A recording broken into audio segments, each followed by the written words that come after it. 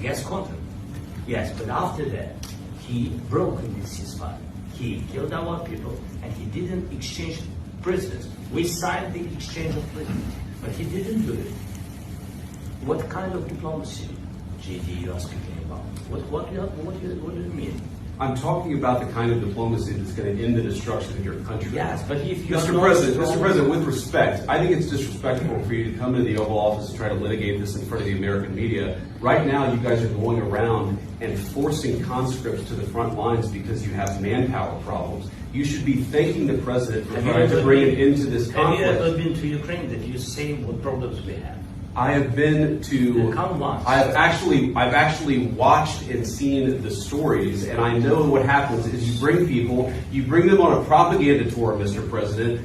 Do you disagree that you've had problems bringing people in your military? And do you think that it's respectful to come to the Oval Office of the United States of America and attack the administration that is trying to prevent the destruction of your country? A lot of questions. Let's start from the beginning. Sure. First of all, during the war, everybody has problems.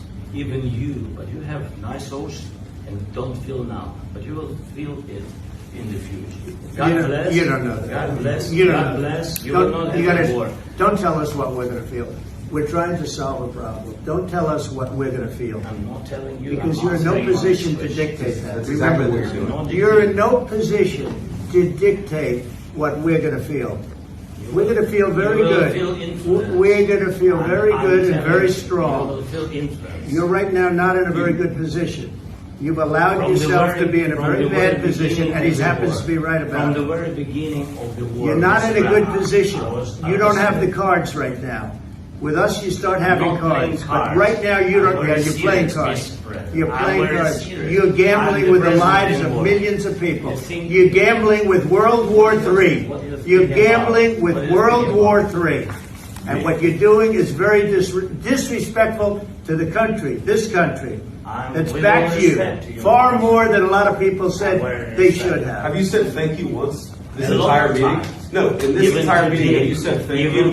You went to Pennsylvania and campaigned for the opposition in October. Offer some words of appreciation for the United States of America and the president who's trying to save your country. Please, you think that if you will speak very loudly about the war, he's not speaking loudly. He's not speaking loudly. Your country is in big trouble. Wait a minute. No. You've done a lot of talking. Your country is in big trouble. I know. You're not winning. You're not winning this. You have a damn good chance of coming out okay because of us. Mr. President, we are staying in our country, staying strong from the very beginning of the war. We've been alone. And we are thankful. I said thanks. You haven't been alone. You haven't been alone. We gave you, through this stupid president, $350 billion. We gave you military equipment, and your men are brave, but they had to use our military. If you didn't have our military equipment, this war would have been over in 2 weeks. In 3 days. I heard it from Putin. In 3 days. This is something maybe less. In 2 weeks, of course, yes. It's going to be a very hard thing to do business like this. Again, just say thank you. I said a lot of times except to American people. Except that there are disagreements, and let's go litigate those disagreements rather than trying to fight it out in the American media when you're wrong. We know that you're wrong. But you see, I think it's good for the American people to see what's going on. I understand. I think it's very important. That's why I kept this going so long. You have to be thankful. You don't have the cards.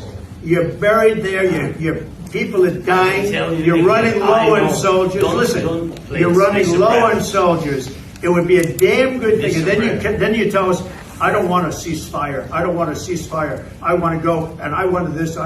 Look, if you could get a ceasefire right now, I tell you, you take it so the bullets stop flying and your men stop getting killed. Of course, we want to stop the war. But you're saying you don't want a ceasefire.